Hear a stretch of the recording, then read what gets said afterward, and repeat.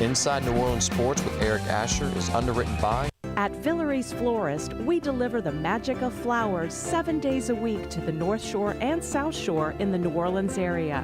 Whether it's for birthday parties, baby celebrations, Villere's provides colorful floral displays for all. With a store full of fresh-cut flowers, exotic tropical flowers, orchids, roses, and even fruit baskets, our goal is to make your vision a reality. Villere's Florist, proudly serving Louisiana since 1969. Homeowners insurance increasing or deductible too high? Call, click, or come in. Save a Dave. Dave Miette Insurance Agency. For over 48 years, Southern Tires and Auto Repair has provided services across the New Orleans metro area.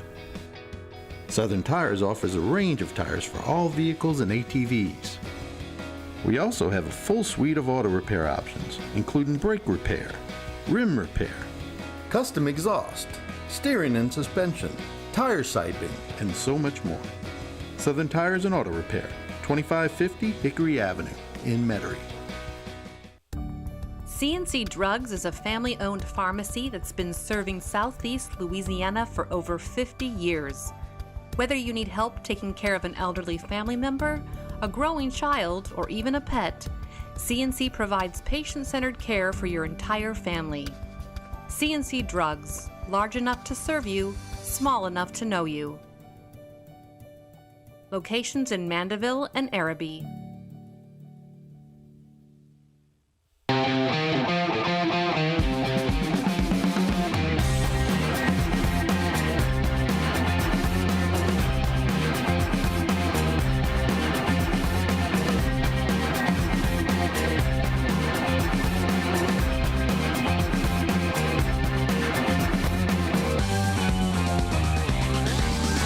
Good afternoon and welcome to another edition of Inside New Orleans Sports. I'm your host, Eric Asher. Over the next hour, we'll cover all the home teams. We'll talk about the Saints, we'll talk Pelicans, we'll talk LSU, Tulane. We'll talk about all the college teams that made it into the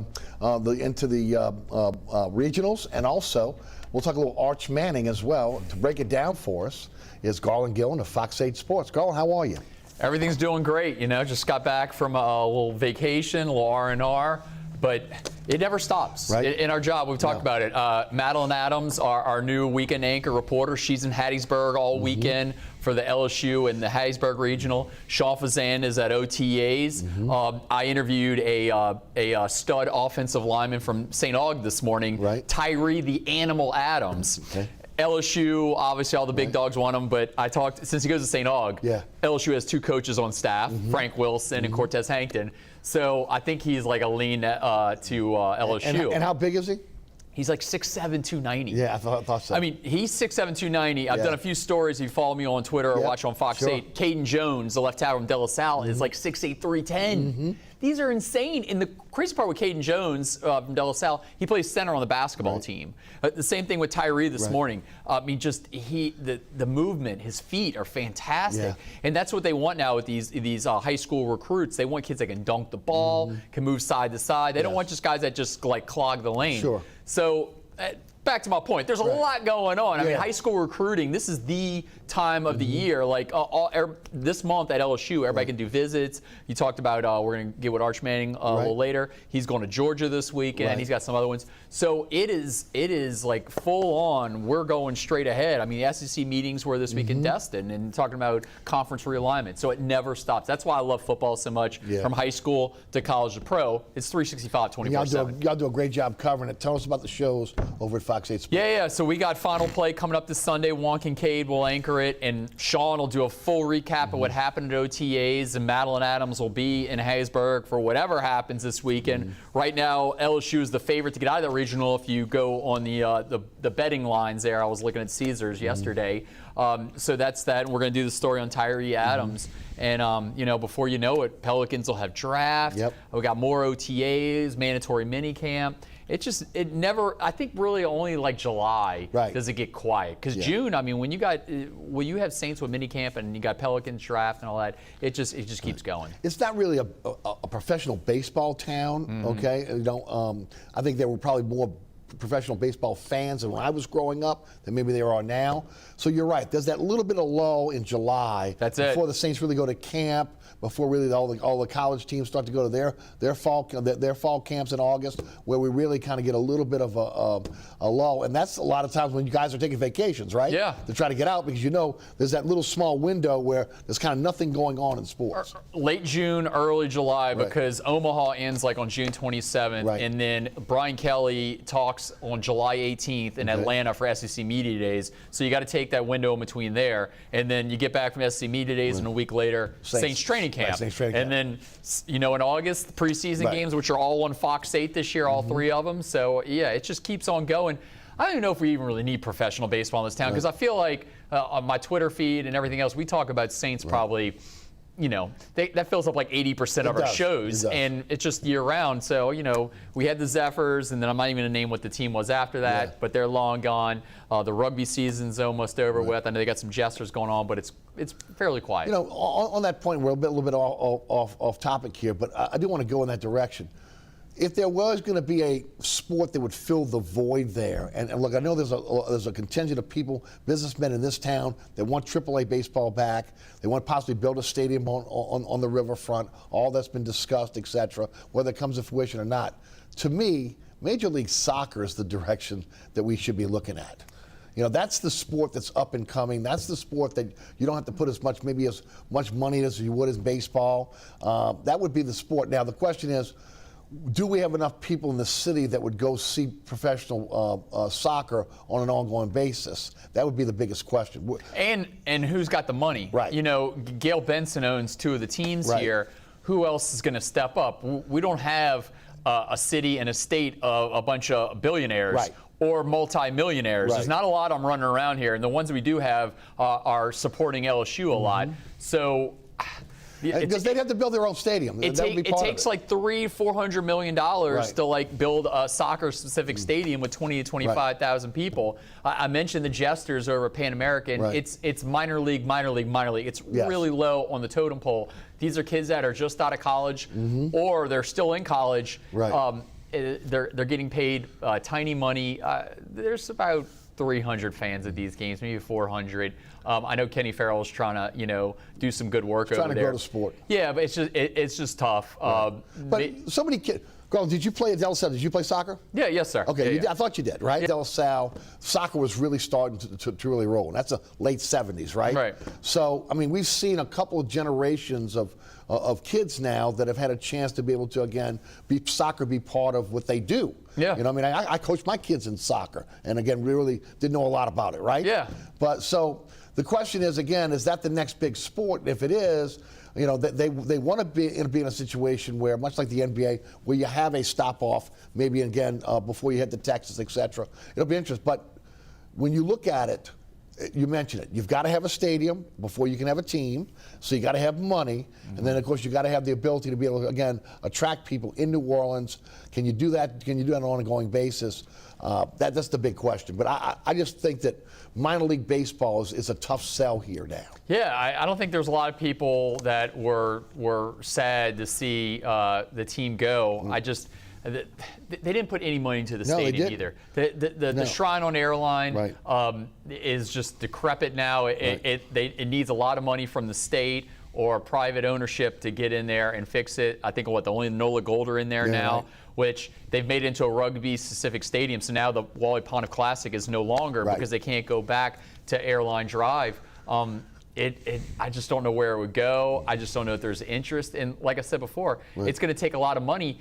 And then after COVID, or I guess we're still in the COVID era, but they consolidated the minor league teams. They cut out a lot of them. And so there's not a lot of spots, and people are fighting for these. And obviously, Wichita paid a lot of money to steal the team from New Orleans. So I don't see it with minor league baseball. We have a minor league rugby team. We got a minor league soccer team. We got a USFL team that's in Birmingham right now that possibly might be sooner or later coming back home. We'll see. They could possibly clinch a playoff berth this weekend with a win. So we have a lot of sports and a lot of football. It's just I finally feel like the Pelicans are starting to take hold of New Orleans. I agree. They had it with in the early to middle 2000s. and then it kind of died off. I feel like the Pelicans are rising back up again. So between your money that you're going to use on going to Saints games, going to LSU games, and the Pelicans, it's pretty that money stretched pretty thin. Right.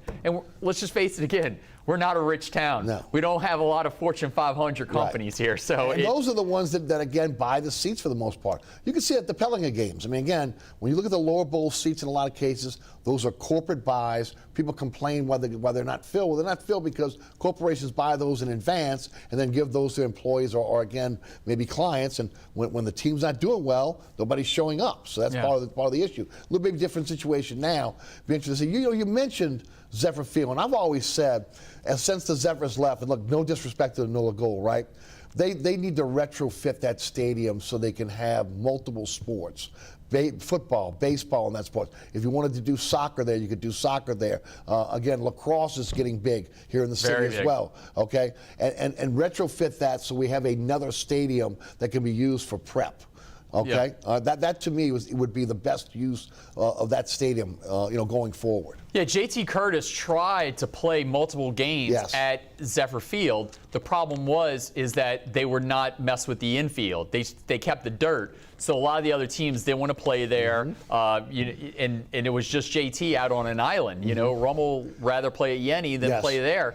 So if the field was full grass and they kind of moved the seats around, I could understand where it could get more people. I don't know how there's that much of a difference between rugby and getting ready for high school football. 'Cause we're always in need of another high school football stadium. We've needed it forever. We're fighting over the same stadiums of Yenny and West Jeff and Pan American and Tag Gormley Stadium. There's just, I mean, it helps us right now that they're fighting for stadiums because that means there's games on Thursdays, Friday afternoon, and Saturdays, so we can spread out and we can get these games. But you'd want a lot more of them on Friday night. Well, you got former Councilman Arnie Filko, who's pushing to get the new 9th Ward Stadium, the one that y'all did the expose on Lee Zirk, that never got built, trying to get that rebuilt, so that would give us another stadium in the 9th Ward.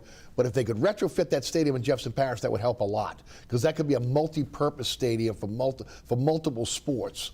And the shell is there; it can be done. But again, the state's got to be willing to put the money into it to get it done. And I forgot Joe Brown Park is out there, New Orleans East. True. It's a beautiful area. The problem is there's no maintenance at all in Joe Brown Park. If you go out to that field and shoot, I've shot many games there. There's a ton of weeds growing through the field turf at Joe Brown Park, but that's part of Nord. They just don't have a lot of money. Maintain, but you still got to be able to maintain that. When you have City Park is a private entity. Yes. And they take care of Gormley.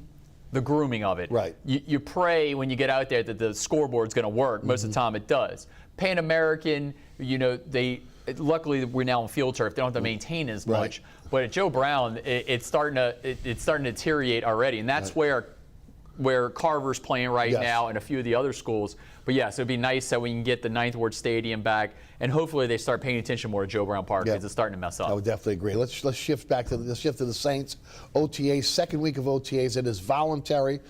The frustrating thing, and I talked about on the show this week on the radio, last week on radio, we talked about it last week on the TV show, is that there's not 100% participation. There are some guys that are probably injured that were on the did not show list, or that when I say did not show, that the media did not see at practice, right? That may be rehabbing at the facility. The Saints have been kind of clandestine on who's really there, who's not there. Only really Dennis Allen saying that he knows those that are there are there, those that are not there. I don't want to say excused absence, but he knows why they're not there. To me, and Garland, you and I were talking about this before the show, I've said this. I think that, again, the 58 different starting lineups last year lent to the fact that they did not have OTAs. They allowed those guys to work out on their own. And then you got a brand new coach in Dennis Allen, and you would like to see the participation be at least as close to 100%. So again, so they could see how he does, how he coaches, what his expectations are. And I'm a little bit miffed that we're not seeing that at this point as we go into the second week of voluntary OTAs. Yeah, and Jarvis Landry was out this week at OTAs. They're talking about how great Jameis is that he's out there, but then, then they also backtrack on other people and say, oh, well, those guys have excused absences, but we talk about how great it is that these other guys are here. It's like you almost can have it both ways. Can't. Now, Demario Davis, he doesn't miss games ever. So I can understand. But he is a leader, right? He is. You're correct. You need a lead. Your leader should be there. Yes, you're correct.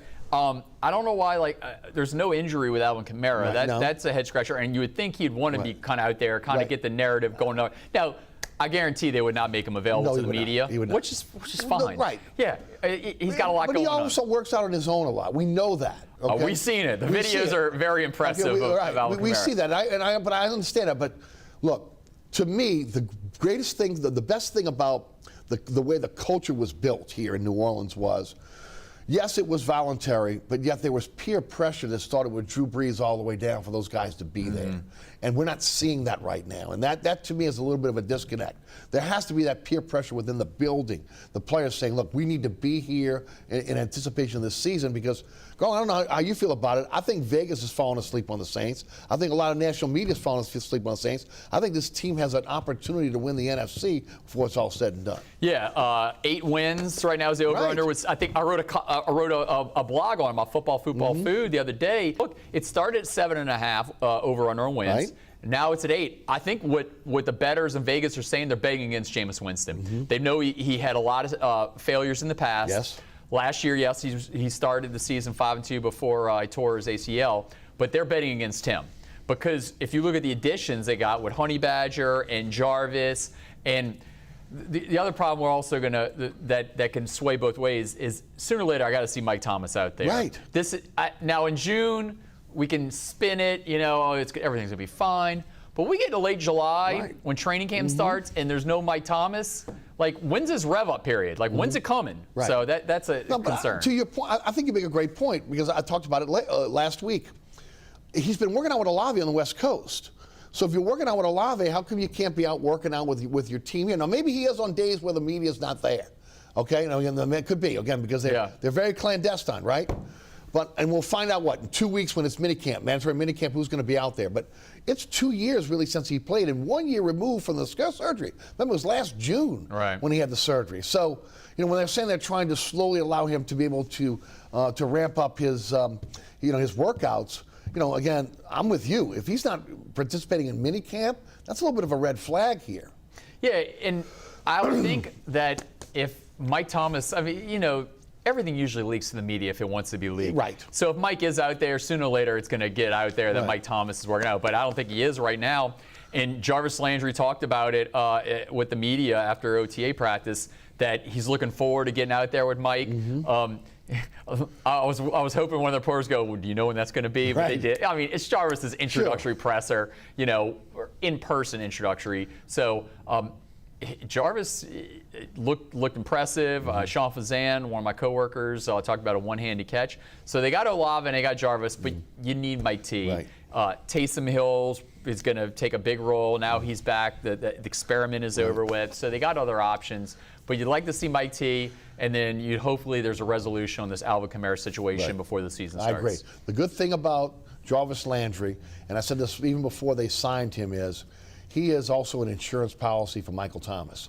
Look, he is great opposite Michael Thomas because you're not going to be who can you double team at this point, okay? It's going to be very, very difficult. But if he's not ready to go, that's a guy that can play his role. Yeah. Jarvis Landry can play the Michael Thomas role and do it very, very effectively. And he's hungry. He's only getting, $3 million this year. With roster incentives, he can get up to $6 million. Yes. So he's only on a one-year deal. Right. It's a show-me deal right now. So he is going to want to play lights out. I think that's one of the reasons maybe he's already at minicamp or OTAs, and he'll definitely be minicamp. Right. I think he wants to be out there. This is a big deal for the Saints. I mean, they got him pretty cheap. Right. And all this money was available because Deshaun Watson. Yes. They want to get Deshaun Watson. Watson just every single day there's another news story. I think the Saints completely lucked out not having to deal with that. You better believe it. And again, look, I was surprised that they went after him, considering having a female owner. All the baggage that you knew was going to happen. You knew what's going on right now was going to happen, okay? And we don't know how long the NFL is going to suspend him. Whatever it's going to be ultimately. But you're not going to get away from, again, the news stories that are going to constantly be, again, about him from all that's off the field. And that, again, to me, coming off a loss of Breeze, a loss of Peyton, could have been a death knell for this organization. I'm glad they ultimately did not go in that direction because he signed elsewhere. Not because they didn't want him, because he signed elsewhere. But you're right. It gave him money that, again, that they had to really kind of rob Peter to pay Paul from next year's salary cap, and it gave them the opportunity to be able to go out and get these guys. But Garland, if they really wanted to, they could have went and got a guy like Matthew and a guy like Jarvis Landry anyway, based on what they're making. Both guys gave them a hometown discount. Yeah, they definitely got good deals on those. But at least now they have flexibility in the salary cap going forward. Right. If they'd have got Deshaun, I don't know how much flexibility they had. No. And they would have having to be cut people in the future.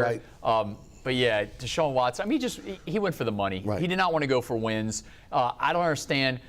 Watson's success was in indoor stadiums, and now he's going to be throwing next to Lake Erie when it's freezing cold in November, December, January. That's when his ball's going to start fluttering. He just went for a cash grab. He did, and they gave him a great contract as well. Again, I don't blame him. I'm not blaming Deshaun, No. but he some people want to win, and some people want to chase the money, and this is probably might be his last big payday, so he went for it. It's guaranteed money. Well, and also, again, he needed that money to be able to pay off, again, all these civil suits. Yeah. So, I mean, that's the other part of it as well. I mean, a big chunk of that money is going to go to the 23, now maybe 24 women who have accused him, again, of some, sexual assault, etc. So we'll see how that kind of plays out. But the Saints dodged a bullet there, and I think they're better off for it. Look, Jameis Winston, we're expecting him to be the guy he was the first 7 games. Hopefully he's going to be that way. I think this team, a lot of the way this team is going to go is how far Jameis can take them.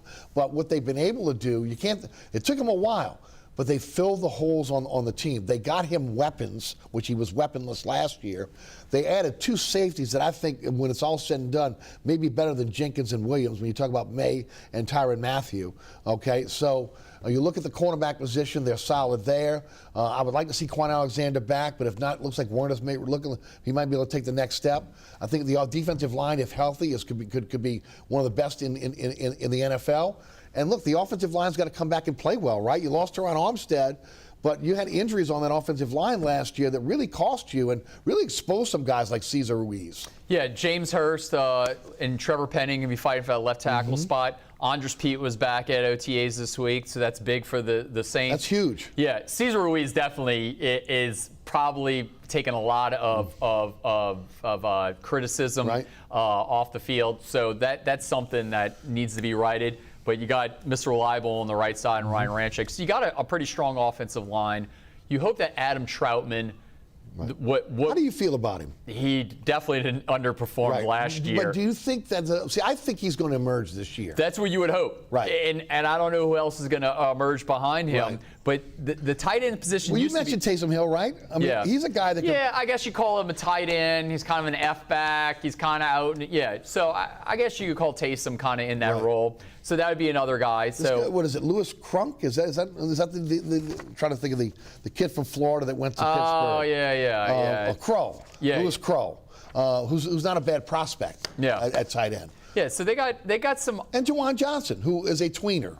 Yeah, they got Juwan, who everybody was going crazy about last year during training camp and the preseason, him and Marquez Callaway. So, you hope for some other guys to step up. You want Mike T to be healthy. On the back end, you mentioned that Marcus May and Tyrann Mathieu can be interchangeable. They can play free and strong safety. I think that makes them, again, to be able to disguise that, I think that makes them a little stronger back there. Yeah, they're definitely going to excel in the back end. You got CJ GJ, who has slot corners, looking good. PJ Williams kind of throw him in and out.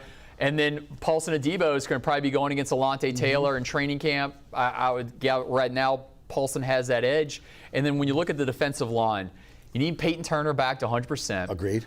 Marcus Davenport, please get healthy again. Contract year. Yeah.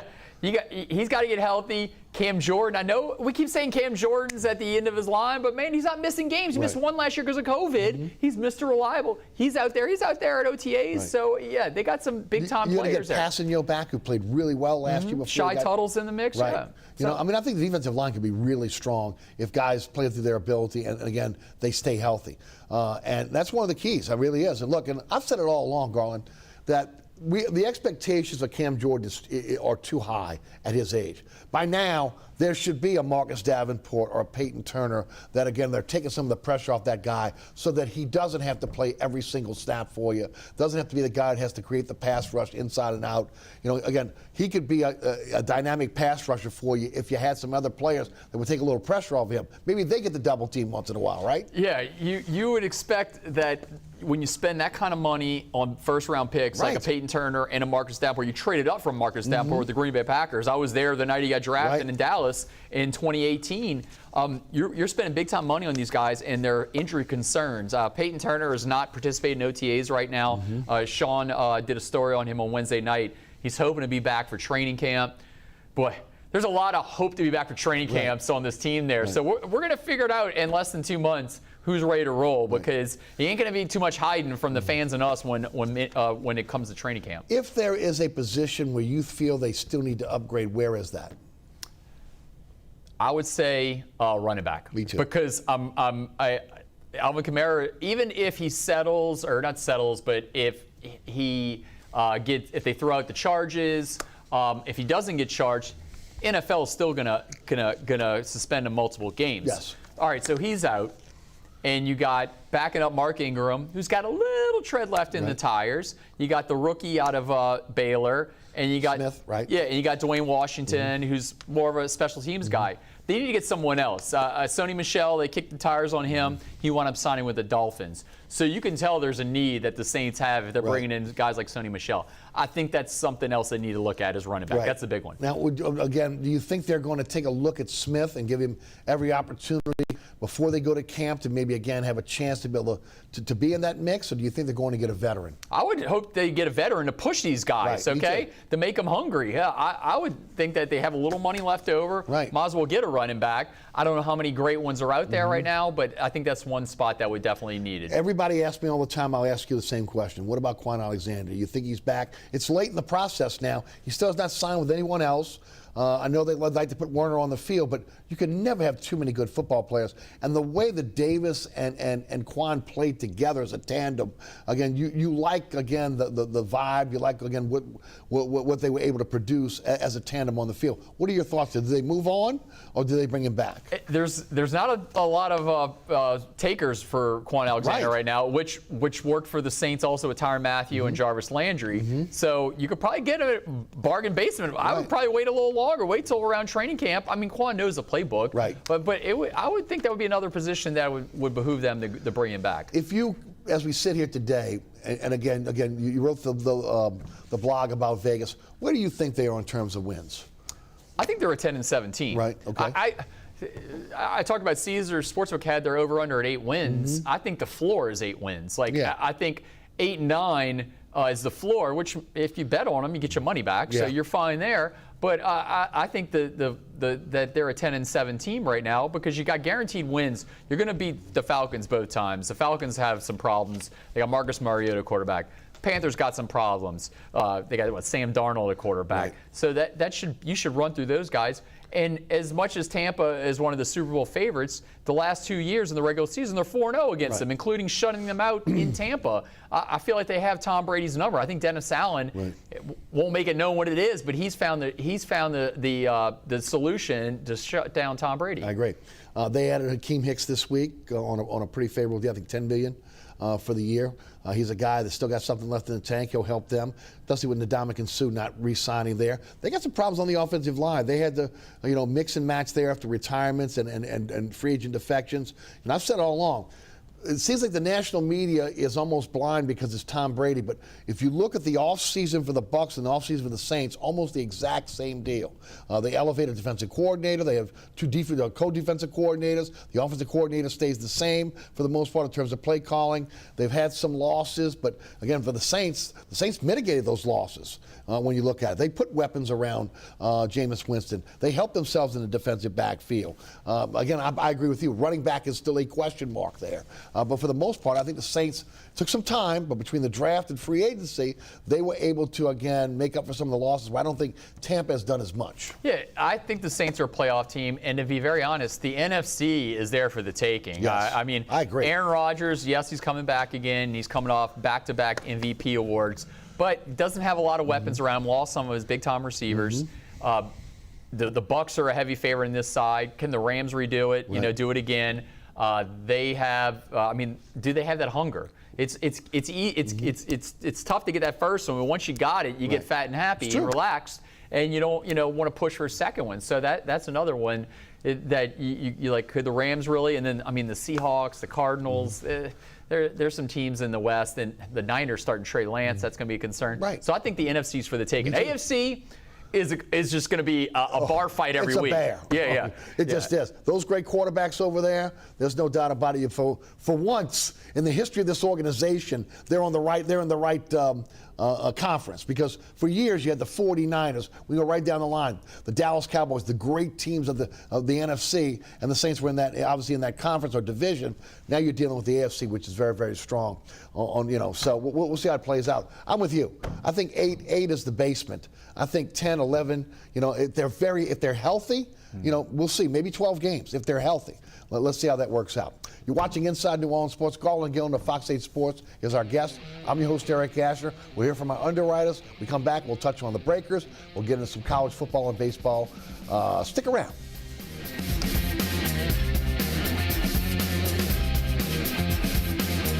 Burkhart's Air Conditioning, Heating, and Refrigeration has been family-owned and operated since 1989. Burkhart has energy-efficient solutions and offers brands such as Mitsubishi ductless AC units and Amana, the only manufacturer with a lifetime unit replacement warranty.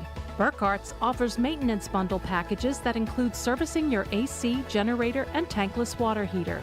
For more information on the services Burkhart's provides, visit acpromise.com. Burkhart's Air Conditioning, Heating, and Refrigeration, providing comfort for life. Located at 3701 Iberville Street in Mid-City is Katie's Restaurant and Bar. Open 7 days a week, Katie's offers daily specials for lunch, dinner, and Sunday brunch. Serving New Orleans cuisine such as fried shrimp platters, grilled redfish, and a fully stocked bar. And don't forget about our expanded event seating and local entertainment. Featured on the Best of Food Network's diners, drive-ins, and dives, Katie's Restaurant and Bar. Welcome back to Inside New Orleans Sports. I'm your host, Eric Asher. Garland Gillen of Fox 8 Sports is our guest. And Garland, you mentioned the Breakers. They're on Fox 8 this week, 5-2, second place in the South. They beat Michigan, the Michigan Panthers, Bobby Hebert's old team, 31-27 in overtime, first overtime game last week in the USFL. They take on the Birmingham Stallions, who they lost to 22-13. They're undefeated. I think it's a 2 p.m. kickoff on Fox 8 this week, and this is big for them. To be able to go in against Birmingham, in Birmingham, and have a chance to be able to avenge that loss. And at that point, they'd still be in second place in the South because the Stallions are undefeated, but to be able to get them to pick up a game. Yeah, and I got to admit, a little hesitant when the USFL came back. But I've been watching the games. Me too. Kyle Sloter, I think, is a really good quarterback for the USFL. I don't know. He's been in the NFL for numerous teams, 5 or 6. Right. So he looks strong. I kind of like where this team is going. The only thing where it kind of wears on me a little is that no one's going to these games, but they're all Birmingham. Yes. And the only team that's getting support there is the Stallions because they have the name Birmingham in front of them, and they're undefeated. Sure. But even some of the Birmingham games have been the stands have been kind of a fourth or a half full. So, oh sorry, I was about to sneeze there, but I caught it. Sorry, you can talk. I got it. I got it. Okay, it went away. Live television can't beat it. Yeah, can't. Yeah, no. The New Orleans Breakers, definitely. I'm impressed with Larry Fedora as the head coach. Me too. And I love the microphones. They're everywhere. Yeah. They got the spider cam on top. So it's a good product. I'm really intrigued. They said they're going to bring them back to the cities in 2023. Right. We'll see. Where are they playing? Now, the reason why I asked this question again last week, and I continue to ask it to my guest. That big building over there, the rent would probably be crazy. And look, they're still doing off-season renovations for the Super Bowl, right? Right. And you've got the building's already booked in a lot of cases. To me, the best place for them, and it looks hard in the summer, is Tulane. Yeah. And then the question is about the neighborhood. Is the neighborhood going to allow? What is it? Is it 4 or 5 games? Depending on what their schedule is going to be at home. Is it going to be 7, 8 games? At home, that looks to me to be the natural spot for them at this point. Yeah, you talk about the Superdome. They're going to be doing off-season repairs right after the season's over with. Right. I know that Endymion is deciding what they're going to do next year because they're taking out a lot of the seating on the second floor. So I think that Superdome will be a no-go. You talk about Tulane, that turf in the summertime be like 1,000 degrees. I bet. But I think that might be one of the early options because at Tad Gormley, the locker rooms are horrendous. Right. I mean, even the high school coaches complain about how bad the locker rooms. You're going to put a quote-unquote professional team in there? Right. That's a rough one, and there's really no other. I mean, you can't put them at Yenny or at West Sheffield Hoss Memphis. To me, it's Tulane. It's got to be. It's got to be Tulane because, you can't have them over there. And hopefully, again, look, they'll continue. Now, look, you got multiple products now that are trying to be able to be seen in the spring when it comes to football. At some point, though, so the XFL, one of these leagues is going to go away because you're not going to have multiple leagues in the spring. They just can't exist.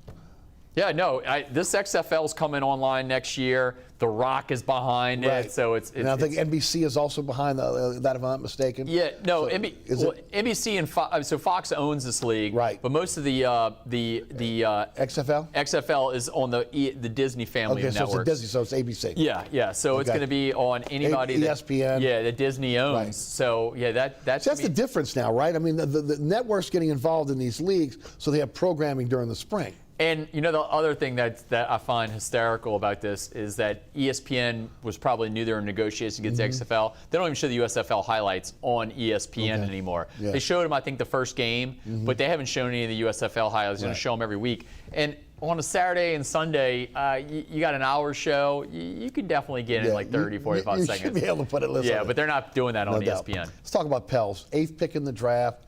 I've said this a lot over the last few weeks. I go back to the Maravich days in the Dome, okay? So every year that we've had an NBA team here, it seems like it's evolved around one player. So for the first time in the history of the NBA here in New Orleans, I think we can honestly say that this is not a one-player team anymore. That you've got multiple players that are contributing, from Brandon Ingram to obviously C.J. McCollum to Valanciunas. Hopefully, again, Zion Williamson, the 3 rookies emerging this past year. This is truly a team. The first thing is again, what are you going to do with the 8th pick in the draft? And what direction do you think they're going to go? Do you think they go young and try to get one of these young players that can come in on a cheaper contract? Do they package that pick and with, again, maybe some players on this team that really don't fit anymore and try to bring in another veteran, which is going to cost them, but another veteran maybe get them over the top? Do they trade the pick and maybe try to get another pick, for later on down the line? To me, this may be one of the last lottery picks they get for a while, because again, remember they're getting picks from for the Lakers and Milwaukee. You figure the Lakers are going to try to at least right that ship. Milwaukee looks like they're going to be a pretty good team for a while. They got pick swaps as well, but what direction do you think they're going to go? I would hope they would get another veteran and they could trade it, and they got to get rid of, I think, Devontae Graham. Right. I just don't think Devontae Graham is the answer in this offense anymore. You can go with Trey Murphy and other guys that can hit the threes. It doesn't fit anymore. You got Jose Alvarado. You got a lot of other options. I feel like they were kind of forcing Devontae Graham into those lineups in the postseason. It just didn't work. So if you can package Devontae in the 8th pick and maybe get a veteran from another team, you would like that. If you get one more veteran, it's over with. Right. I mean, they can be a top 2-3 seed in the Western Conference, because I mean the Lakers, they got Darvin Ham as the head coach now, but they don't have anybody on that team that scares you. Right. All they're hoping, the Lakers they keep saying it's coulda, coulda, woulda, shoulda. Right. If we were healthy, we could have gone far. If they weren't in the bubble, let's we can talk about that championship too, right? This team's getting old. Russell Westbrook, I think, is done with. Okay, LeBron still has some gas in the tank. They said if AD was healthy, then geez, we said that every year in New Orleans. If AD was healthy, you talk about the bubble. It all went perfect. AD was finally healthy for the first time in forever for an entire season, and they got a trophy. Now, I will say this. They would do that trade 1,000 times with the Pelicans to get that one title, even though it was in the bubble. They don't care. But they're definitely going to pay down the line, because I don't think the Lakers are going to have success going forward. And then LeBron is going to get out of there once Bronny goes in the league. I don't know where Bronny will go in the draft, because he's more of a facilitator and not a scorer. Right. I saw his field goal percentage was like 35% in high school, which is not that strong, averaging only 10 points a game. But somebody will draft him just so they can get LeBron. Exactly. And it makes sense. Right. To your point, look, I would like to see the pick, depending on who it would be, because it is going to be a cheaper option than maybe the veteran. Also, again, they got 2 second-round picks. I'd like to see, again, the stash a European player, much like San Antonio's done, instead of maybe trading out of that or just giving it away down the line. But they're in really good shape. The next big question is going to be with Zion. And do you feel like that the club is going to put protections within that contract to protect them in case he is not healthy with this quote-unquote max deal that is going to be offered this summer? Yeah, go back and look at Joel Embiid's last contract. There was a lot of language in there that it was games played. He can hit escalators in his contract if he was games played. I think that they can give Zion a very good deal, but put in incentives where if you play this many games, you're going to get this much more money. Yes. I don't know if he's going to get a max deal. Right. But I think he's gonna, if he gets a lot of guaranteed money, $100 million guaranteed, then he'll like that. But you definitely got to put some things in there to back up your own self because he's just been injured, and it's the same thing with Joel Embiid. Joel Embiid missed pretty much his entire first 2 seasons. Right. What do they need? In my opinion, shooter. What do you think they need? That's what I was pointing out with Devontae Graham and maybe this eighth pick is you get a shooter somewhere in the league. Because I think they got the point guard. They got some inside guys in Jonas and Zion and Brandon Ingram. But you need a guy who can hit threes. Yes, I think Trey Murphy is good at doing that. You got Herb Jones is a fantastic rookie playing lethal in defense. You need one more guy that can nail some trays, and then you're looking good. You know, since you mentioned about the Lakers, and of course they went all in on LeBron. They ended up again, stealing Anthony Davis with the tampering, etc. But when you look back on it and you look at the drafts and you look at the players they drafted in the first round, most of those were second-round picks.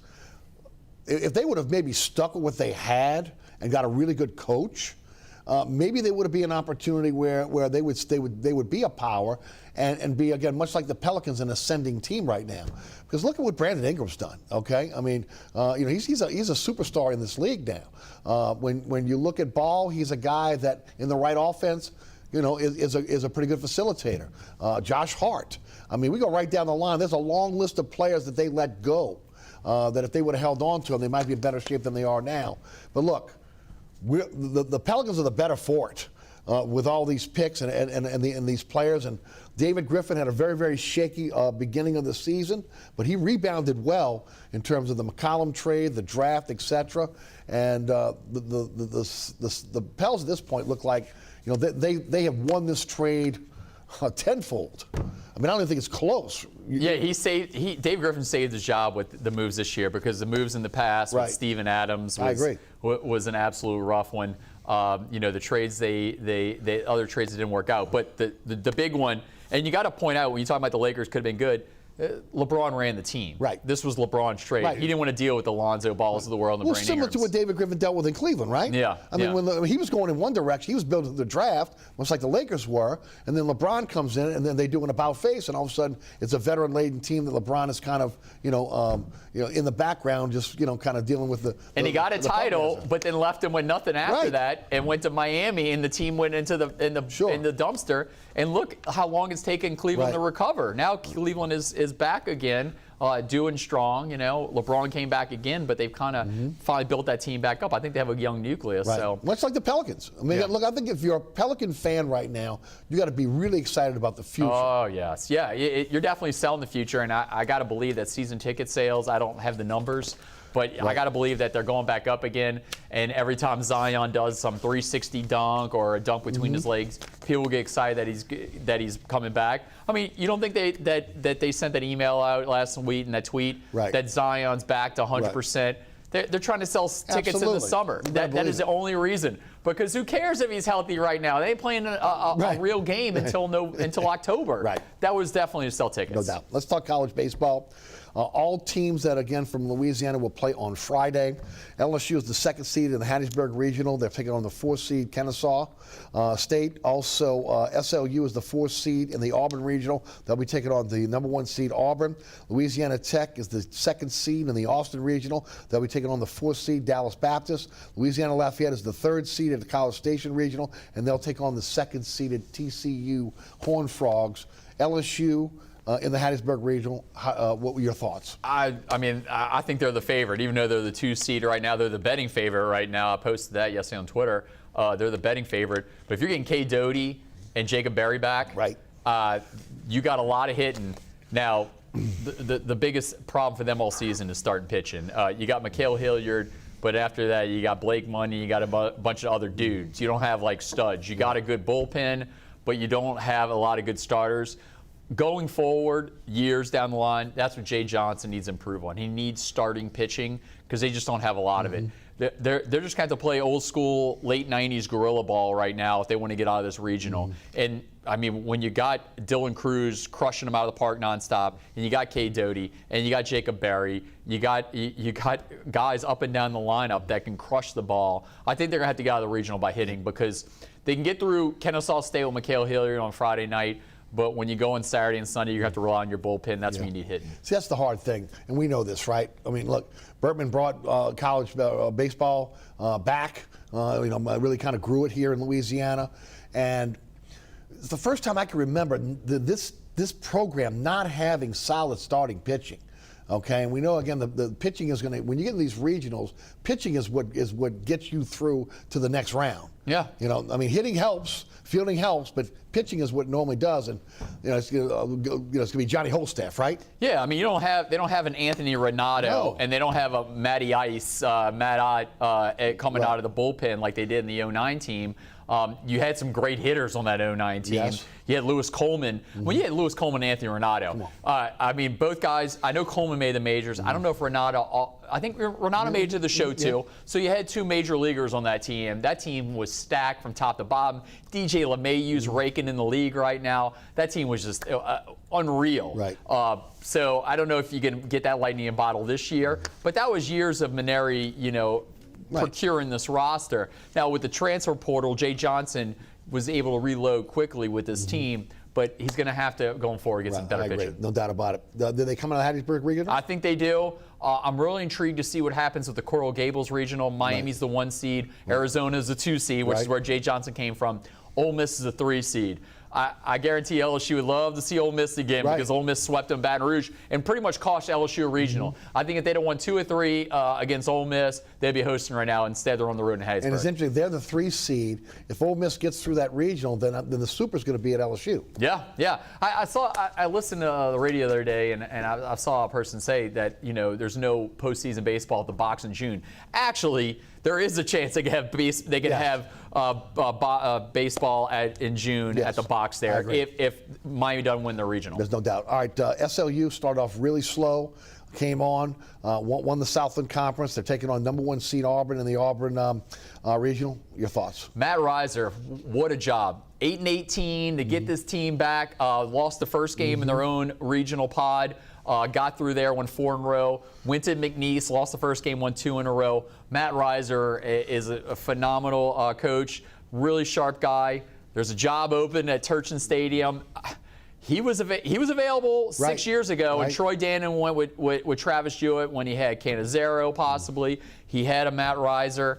He's there again. Now, I know Jake Gautreau is probably like the favorite right now. No, that's right. He turned him down. He said he turned him down. That's right. Glad you caught me there. He did turn him down. So now you got to think that Matt Reiser might be one of the favorites because Andy Canizaro's kind of star has fallen. He's no longer even the coach at Holy Cross. So you would think, Matt Reiser did a really good job. You would think that he'd be the favorite of Tulane. He was on that 05 team. I talked to him during practice last week, and he was talking about getting the fans back in there, getting the students back in there. Not as the head coach. He and I were just talking about how there's no energy in the stadium right now. And I told him, if you watch a game on ESPN Plus right now at Turchin, there's just not a lot of fans. Yeah, and there's no doubt about it. And that is, when you talk Tulane fans, that's the one they point to as what they feel like they can compete every single year. Be interested to see what happens there. I do think that Dan is going to be under pressure to bring in a Tulane guy for that job. He rebuffed that last time. Yes, he did. He did. He wanted no part of a Tulane guy last time, and it backfired on him getting a Vanderbilt guy. So this time I think he's going to be forced to go that direction there because right now the football team isn't looking strong. Ron Hunter is on the up. He got a big Jalen Cook is coming back. So he's on the upswing, but they still went under 500. Right. But he had to rebuild that program. So you give him a little pass here. Yeah, Mike Dunleavy Sr. kind of ran that thing to the ground. Let's see what Willie Fritz is going to do this year as well. So Auburn, SL, do you think SLU comes out of that? That's going to be very difficult coming out of that region. Yeah, I think Southeastern just getting there is like winning a championship in its home. Me too. Louisiana Tech, it seemed like midweek games, they were beating everybody in the state. The Diamond Dogs. They're a strong team. Right. And they're for them to get in is really impressive. Now, they had to win their conference to get in. But, they're doing something magical in Ruston because not a lot. High school baseball is not a big deal. I worked up in the Monroe area. Right. High school baseball is big, but not the way it is in South Louisiana. But now it's select baseball. These kids can all get together around the state. So, the Diamond Dogs are looking strong. UL, that's a tough regional. They got to go up against TCU in their first. Right, and then A&M's a 1 seed. Right. The head coach is Jim Schlossnagel, who used to be an assistant on Rick Jones at Tulane. That's an extremely tough regional. So if you asked me to set the odds, I would think LSU out of the four is the only one that I think is going to get out. Yeah. Give us an update on Arch Manning. Nobody's been closer to this situation than you have in terms of his recruiting. Talk a bit about it. Yeah, so a big domino fell last week. Georgia and Texas, I thought, have been the favorites for a couple of months. With Georgia, with Athens, is a beautiful college town. If you've never been to a game there on a Saturday or saw the campus, it's beautiful. Go check it out. There's like 60 bars and restaurants within a 5-block radius of the school. They are national champions, defending national champions. The quarterback situation there, they got a former walk-on now starting in Stetson Bennett. You got some backups that were 4- and 5-star commitments, but they haven't got to the next level. So I feel like there's a window there where Arch can go in there and possibly do some damage there. And then if he goes to Texas and Austin, another fantastic college town, Quinn Orr's transferred back from Ohio State. He's probably going to be the starting quarterback this year. The backup will probably go into the transfer portal after this year, so he'll be out. I think those are the favorites. Bama, I think, was kind of falling back a little. Bama was losing out on other quarterbacks, and Eli Holstein was there from Zachary, who's a fantastic quarterback. Watched him win a state title in the Dome right there against Ponchatoula. I don't think they want to miss out again. So they're rolling the dice big time here. Bama thinks that they can get Holstein and get Manning. That ain't happening. No. It's not going to happen. I think the Manning family has an official visit going there next weekend. I'm intrigued to see if they hold it. I think they will, because they just all of a sudden looks bad on them if they all of a sudden they pull out. But they're in Georgia this weekend. They're going to be in Texas in 2 weekends. Next week, they're playing in a 7-on-7 tournament at LSU. Joe Sloan is the quarterback coach at LSU. Did a fantastic job of getting Newman to come to that campus with Arch Manning. They're going to get a big-time quarterback. I think the one to watch with LSU at quarterback is Jaden Rashada. He's out of California. He's committing on June 16th. That's the one to watch. He's a big-time quarterback. But Arch, it's between Georgia and Texas, I think, right now. You can't go wrong either way. Right. Georgia, you're with a national title team. Texas, you become a legend. I mean, they still talk about Vince Young with reverence there. Sure. And that was 2005 when he won a national title against USC. He now works for the program, but that was 17 years ago. Colt McCoy led him to a national championship, got hurt in the first quarter. Garrett Gilbert had to finish that game against Alabama. So I feel like he can become a legend there. And on the back end, he'll get to play in the SEC his junior year. Right. Yeah, so he's not running away from the SEC. He's right there. And imagine the amount of money in NIL that Arch Manning can make in Austin that he would. I don't know if he would make that at Georgia or Bama right off the bat. At Austin, he could pull that right in right away and get signed to like a $5 million deal. Who's the favorite to be the LSU quarterback this year, in your opinion? So I definitely think that the transfer Jaden Daniels from Arizona State will play in this game against Florida State. I don't know if he's going to start, but every time Brian Kelly talks about Jaden Daniels, he starts glowing about how he's a dual-threat quarterback with his feet, get him with the arm. So I think he'll play in that game. Now you have to make a decision on Miles Brennan and Garrett Nussmeier. To the side, Walker Howard, I think, is going to redshirt this year. Right. Yeah, he's a 5-star quarterback at St. Thomas More. I think he redshirts this year. So you have to make a decision on Garrett Nussmeier and Miles Brennan. Both also look really strong in spring drills. But if you go with Miles Brennan, there's a chance you could lose Garrett Nussmeier. Do you want to lose Garrett Nussmeier for the future, or do you want to just send Miles Brennan on his way because he's only got 1 year left? Right. You're definitely putting your future in jeopardy to win right away if you go with Miles Brennan. I think Garrett Nussmeier would be a great call. I think Miles Brennan also. I really think it's too close to call. I will say that Jaden Daniels, though, will be on that field. Your thoughts about Tulane coming out of their spring into next year now? I went to that spring game. Right. Wasn't that exciting at all. Right. I mean, even the quarterback, Michael Pratt didn't look that good in that spring game. I've talked to alumni. I've talked to guys that played there. I mean, their ceiling is 6-6, which that's not going to cut it. But that's what they've been doing every year. Right. That's how they've been selling Willie Fritz. Right. At some point, you got to be better than 500 coach. I think the ceiling is 6-6. Luckily, with their schedule, they can possibly get to it with their non-conference games. When you play in UMass, Alcorn State, you're going on the road to Kansas State. I think that might be a loss. But then you can, you got Southern Miss at home. So you can go 3-1 in your non-conference games. If you could just scrounge 3 wins out of those final games, you get in at 6-6. Hey, they think that's a success, getting back to a bowl game, playing.